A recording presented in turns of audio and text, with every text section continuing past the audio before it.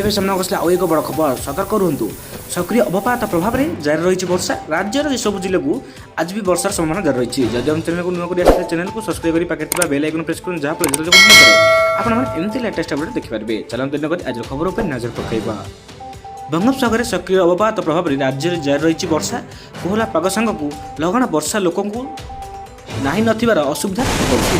ତେବେ ପାଣିପାଗ ବିଭାଗ ତରଫରୁ ରାଜ୍ୟବାସୀଙ୍କୁ ମିଳୁଛି ଆଶ୍ୱସ୍ତି କଲା ଭଳି ଖବର। ରବିବାର ତଥା ଆଜିଠାରୁ ବର୍ଷାର ପରିମାଣ ବଢ଼ିବାରେ ଲାଗିଛି। ଏସବୁ ସୂଚନା ଦେଇଛନ୍ତି ପାଣିପାଗ ବିଜ୍ଞାନ କେନ୍ଦ୍ର।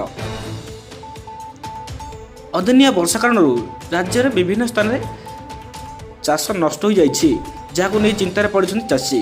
ଆଜି ବି ମଧ୍ୟ ରାଜ୍ୟର କିଛି ଜିଲ୍ଲାରେ ବର୍ଷାର ସମ୍ଭାବନା ରହିଛି।